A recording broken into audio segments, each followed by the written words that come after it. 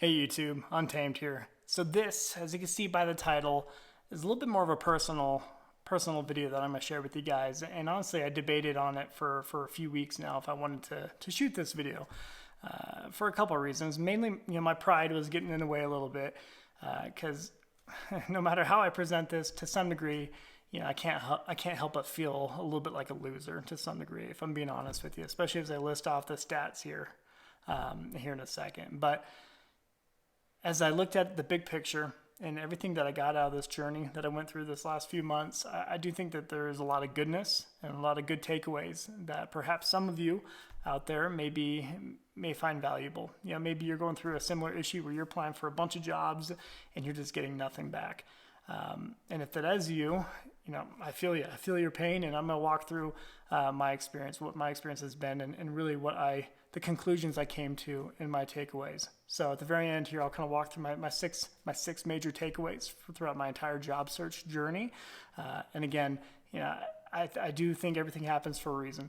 I'm a firm believer of that. So I think I am where I'm at on purpose right now.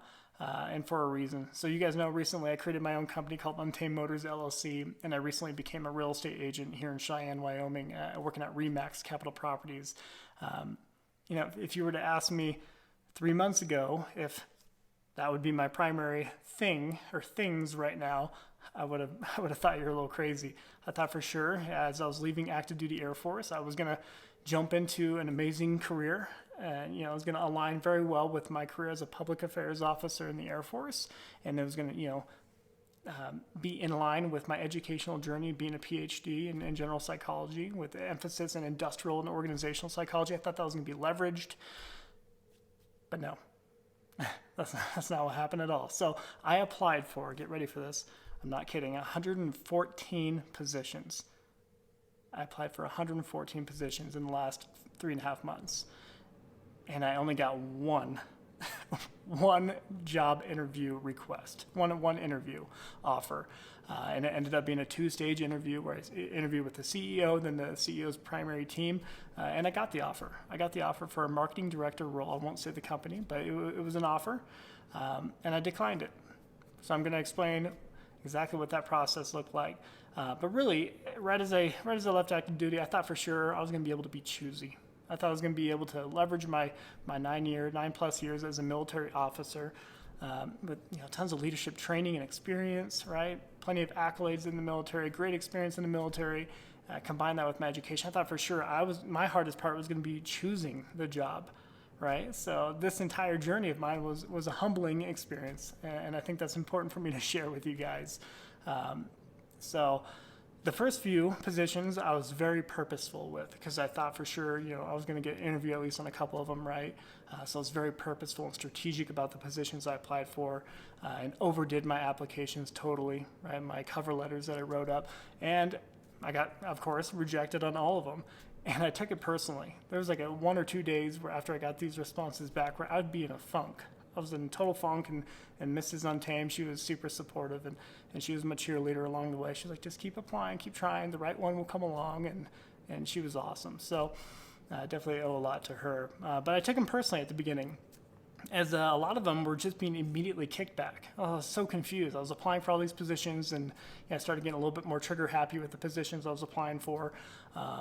But I was starting to get quicker rejections, and I started digging into it a little bit more, and I learned of a program called ATS that a lot of Fortune 500 companies use. It is a resume reviewer to determine applicability to the position or a connection to the role that you're applying for. So it looks for keywords that are directly in association with what you're applying for, and if you don't have enough correlation between the two, you get automatic rejection, and that happened a lot. So then I started learning about that, and then I started shaping each of my resumes to match the job description using the proper keywords. So I started doing that, per the advice I got from a lot of people and online, and still all rejections. Then I started sending my resume out to some of my mentors that I have and some of my peers for their feedback to help shape it and try to make it better, to make it read a little bit more civilian, because it read very military at first, of course. And I shaped it, and I got it much better, and it kept improving. It was a work in progress for sure, but the rejections kept coming in. So I just wasn't getting anywhere. So all this to say, it was a humbling experience, right? So 114 rejections that I counted. There's probably still a number out there, still applications I'm unaware of that are still likely going to come back with rejections eventually. So 9 years active duty Air Force, I thought I was going to be a catch. I thought people, love hiring veterans. I thought that was a thing. And it probably is. It still is. So I'm not jaded. I want to make that clear. But I thought that was a thing. I thought that was going to help me a ton, me being an officer. I thought that was going to help some. And public affairs. Public affairs in the military translates extremely well to marketing and PR, public relations. So I thought that was going to be an easy fit. But again, it didn't. And the other couple kickers that I had, separate from most of my peers in the military, were I had a 1-year assignment as a professional development opportunity to be a wing executive officer. That is where I shadowed the wing commander of a base for the whole year, kind of learning from them, kind of like a C-suite executive level leader within a corporation or a Fortune 500 company, being that direct support or glorified secretary, for lack of better terms, that direct aid. So I had that opportunity that I was competitively selected for. Same with Amazon. You guys remember I was out in, some of you, if you follow Untamed Motors, I was out in Seattle for 1 year. Again, that was a competitively selected position that I was picked for to go out there and work for Amazon in a marketing department for Amazon. Took the uniform off for 1 year and just learn from them. Learn business acumen, how a Fortune 500 company does things is what I learned. So again, I thought that would help tremendously as I transitioned into the corporate and the civilian world. And it didn't. But I do think it's important, and it was fair to myself to kind of, perhaps there's a little bit of excuses here, but I mean, these are the things I talked through with my wife, and these were the factors I think that were definitely working against me, and I thought it was important to list them off here. So the recession, of course, I mean, you can't turn on the news without seeing talk of a recession happening, right? So that is one piece of the equation. I won't dive deep into that, but you got mass layoffs happening, of course, at Fortune 500 companies, and hiring freezes too, right? The fact that I moved to Wyoming is another piece of the equation too. I mean, although Wyoming has great employment here, there's not too many six-figure paying positions out here that require my expertise, my experience as a public affairs officer and a PhD. Very few positions require that here in Cheyenne, Wyoming. So that for sure, my location was for sure a detriment to some degree. My resume, the fact that it was a work in progress throughout the entire application processes that I went through. It took several revisions. That was for sure a detriment. And then remote positions. So being in Wyoming, I was applying for most positions that were with bigger companies outside of Wyoming. So they needed to be remote. And if you're on LinkedIn, if you ever applied for a remote position, or if you're on premium LinkedIn, you can see the number of people who have applied for a position that you're applying for. And when I would apply or look at, I should say, an on-site position of similar caliber and criteria of public affairs related and marketing, they would have like 15 or 20 applicants. And then when you look at the same-ish role, but remote, it'd be like 130, 150. So what I'm getting at is a lot more people are shooting for those remote positions, especially after COVID, right? Working from home became a normal thing. So a lot of people got used to that concept and really desire it. There's a lot of flexibility involved in it, right? So that hindered my chances of getting picked up for a position because I was competing with a lot more people at that point. The next thing was a lot of companies were either doing the hiring freeze, which I already mentioned, but they were only hiring from within. So they weren't bringing new people on from outside. And that's a part of the unknown, the uncertainties of the future, what the future holds when it comes to the economy, right? So corporations are playing it safe right now. So I want you to know that I'm not oblivious to that. So bringing on people from the outside is a little bit more of a risk for them, and they're taking on a little bit more of a financial burden by doing that. So they were only hiring from within. And the last thing here is my lack of civilian experience, of course. So I got some feedback from a few companies that say, hey, we're just not seeing that corporation experience or civilian company experience that we're looking for.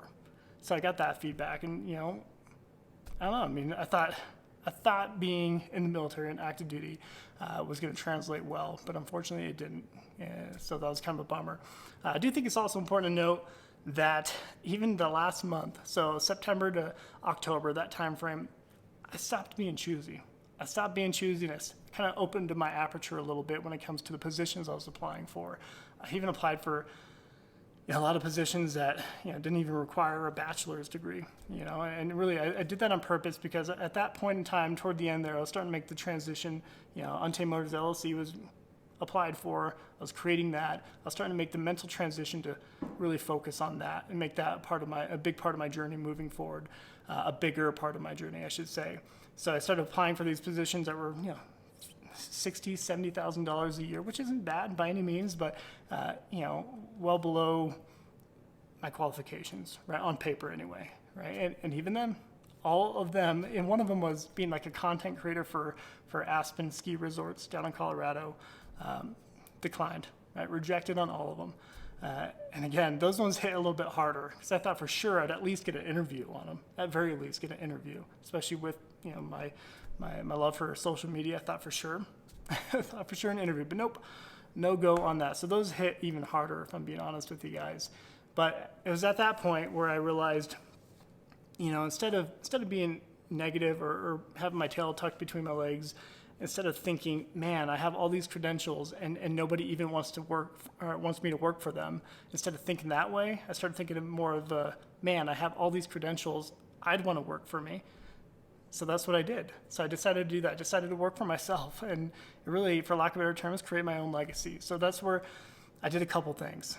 Okay, so I expedited Untamed Motors LLC. I expedited that. So it was always going to be in the cards. You guys know I've always had the channel for a long time, and I've always kind of talked about the end goal plan of creating a premium Toyota dealership, a used low-mile premium Toyota 4x4 dealership. So that's always been the goal.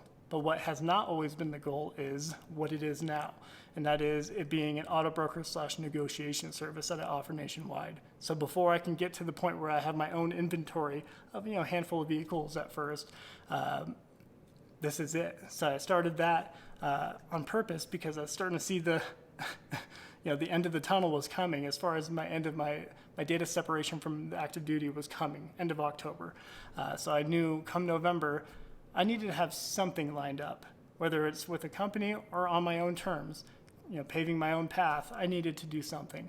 And as I started getting those rejections from those, the Aspen Ski Resort social media content creator positions, when I started getting those rejections, that's when I decided I needed to pave my own path. And that's exactly what I did. So I created that and made the auto broker / negotiation service the primary crux of Untamed Motors for now. And it's starting to gain some positive traction thanks to a lot of you guys. So I'm starting to see a lot of success out of that and getting a lot of happy clients out of it too. So super happy with how that's starting to progress. But the other thing was, and this came as a little bit of a curveball to a lot of you, is I applied for my real estate license and earned that. So as October was nearing, I ended up meeting with one of you guys, actually. I won't say his name, but he's actually here local, and he kind of talked up his experience in real estate. And honestly, I hadn't thought too much about actually pursuing it at that time. My sister is a real estate agent, and she likes it. She loves it. So I've always kind of had it in the back of my mind, but I've never really considered pulling the trigger on it until, the options were starting to seem limited to some degree. So after talking with him, and he just loved the experience out here in Cheyenne, he turned me over to a 10-day real estate crash course where I took care of all the mandatory training. And then I scheduled immediately after those 10 days, my state and national real estate exams. So right afterward. So we're talking within like a 12-day stint. I ended up going through all the course. We're talking like a crash course, 8 to 5 o'clock, 10 days straight through the weekend. So it's definitely pretty rigorous, but I learned a ton and really, I started really seeing how this could be an amazing thing. It really is right up my alley, right up with my passion, my interest of negotiating homes perhaps for people to get best deals. So I ended up getting my real estate license and getting hired on at Remax Capital Properties here in Cheyenne. So super grateful for that, and just super excited to continue to move forward. So normally, in a perfect world, in a video like this, I think most people would have a huge success story at the end of it with a bunch of positive takeaways of huge success. I don't have that yet. So Untamed Motors LLC is building, and I see a lot of promise in that, and it will continue to grow. And when it comes to real estate, I just joined the team. I'm building my footing, and this is a part of it, this channel, my social media footing. But I'm very excited for what the future holds in it. And what I love most about it is you get out of it what you put into it. And I really appreciate that about it. So it's about your grind, about your hustle that you put into it. And if I don't succeed, it's nobody's fault but my own, right? So I love that about it. And it's just another opportunity to help people. And that's something I've really enjoyed doing throughout my military service. And I get to do it, continue to do it in real estate. So I'm going to leave you with my major takeaways here. So I'll try to rip through these here. But as I went through this entire journey, I did a lot of soul searching, a lot of discussions with the missus, and I found a lot of value in it. And I hope this is valuable to you guys. So number one, out of all this, one of the major takeaways was stay true to your values. And one of my biggest values was my family, having time for my family. And when I got that interview with that particular company for the marketing director role and the offer for the role, during my discussion with the CEO of the company, it's a small company, he said, hey, it's not uncommon to be working 14 hours and 8-hour days. It's not uncommon for you to be doing that because we're always trying to pick up for each other, help each other out in various means and avenues. But he said that, he made it and he foot stomped it. And although I'm used to doing that in the military, a part of me was like, you know what? Especially for being paid almost half of what I was getting paid active duty Air Force as a major living out in Maryland with housing allowance. Between that and like having to work 14-hour days and 8 hours, that kind of stuff. After hearing that, my wife and I had a big heart-to-heart discussion. You're like, you know what? Let's lean forward on this real estate gig. Let's make that our priority. Let's make that our full time. And if it doesn't pan out, it doesn't pan out. We try something else, but I'll be happy to know I tried it anyway. So, and family time was a big crux of it. So I didn't get off of active duty Air Force to come home and sit in my basement office for 10 hours plus a day, working for a company or organization that I'm not wildly passionate about or excited about. So I made that decision to decline my only offer out of 115 total, but 114 declines is what I got. So number one, stay true to your values. And my biggest value was having time for my family, especially after my decision of getting off of active duty. Number two is chase your dreams. So I know it's cliche, but chase your dreams and not the mighty dollar. So I think my pursuit of trying to build and grow Untamed Motors over time really allows me to have something that I'm wildly proud of and passionate about over the next 10, 20, 30 years. I'm building that legacy that hopefully my children will become a part of as they grow up and continue to be a part of and be involved in, and something that they will be proud to take over when they come of age. So that's my goal, is to really build that. And honestly, personally, I'd rather be remembered for being bold and taking action rather than playing it safe. And playing it safe would have been taking that marketing director role and sitting in my basement office all day, not really loving that role, right? But that would have been safe. Had a paycheck coming in every 2 weeks, would have been fine.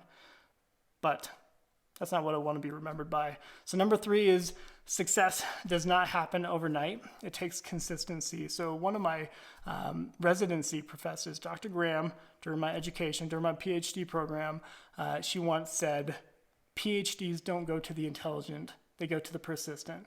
And that's always stuck with me because I'm exhibit A, right? I'm not the most intelligent cat in the world, but I stuck through it, right? I kept with it, kept chipping away, kept taking the feedback on my dissertation, kept adjusting, kept building a ton of red ink all over that thing all the time. But I continued to roll with the punches and kept going. 5.5-year journey later, I finished it and defended my dissertation and earned my doctorate. So they don't go to the intelligent, they go to the persistent. And I'm a firm believer of that. And the same goes for success. I know that it doesn't happen overnight. And I know that's going to be the case with real estate. I know that's going to be the case with Untamed Motors. It can be just watering it, nurturing it, and hopefully over time, if I'm consistent, it will become a success story. So that's my number three. Number four, kind of the old saying of you miss 100% of the shots you don't take. And that's why I ended up trying this real estate thing out. Very interested in it, especially after learning more about it from my friend and going through the course. I could see it being something I'm absolutely passionate about. So I don't want to spend the rest of my life wondering if or what if I would have done that, or what if I would have pursued Untamed Motors a little bit more. Instead, I'm going to try it. I'm going to give it a whirl right now, and if it doesn't work out, then I'll go to that 9-to-5 gig. But I'm trying it out, and I'm excited to do so. That's my number four. Number five, remain open-minded. Don't become entitled, and never become above things, and never become too good for things. When I tell a lot of people that, hey, I'm a full-time real estate agent now, Even family, some of my family, I'd tell them, they would say, but why? You have your PhD. Why would you waste that? I mean, you're in the Air Force. You're an officer for nearly a decade. Why would you waste that? And I've gotten that. I've gotten that quite a bit, if I'm being honest with you. Why would you be doing a position that a teenager can go do? A teenager can go get a real estate license in a few weeks. Same thing I did, right? And go become a real estate agent. So I get a lot of that. But I don't let that faze me. I try my best not to let that faze me. And an example of this is in my office at Remax. I have a tiny little desk, probably like 5 feet long, just tucked over there in a little cubicle. And a part of me loves it for some reason, right? So I love the fact that, hey, I'm humble beginnings within real estate, and try to grow from there and try to build up to the L-shaped desk. Even today, one of my colleagues in Remax came over and said, hey, you can take this desk right there. I don't think they're going to come in ever again. You can have this one. But a part of me was like, I'm going to graduate to that. So humble beginnings, you're never above any position. And I think real estate's a good reminder and a good opportunity for me to start fresh and build my way up. So I got a flashing light right here. And the final thing, everything happens for a reason. So I'm a firm believer of that. I truly am and always have been. If you're a good person and you always aim to do good by other people, it will eventually come back to you. So I'm a firm believer of that. And really just like everything happens for a reason. I do think all that rejection happened. The 114 rejection emails I have in my inbox right now, I think it happened for a reason. And I really think that rejection happened because it gave me a boost. The boost I needed to really dive in to what I'm passionate in. Dive in and take the risk.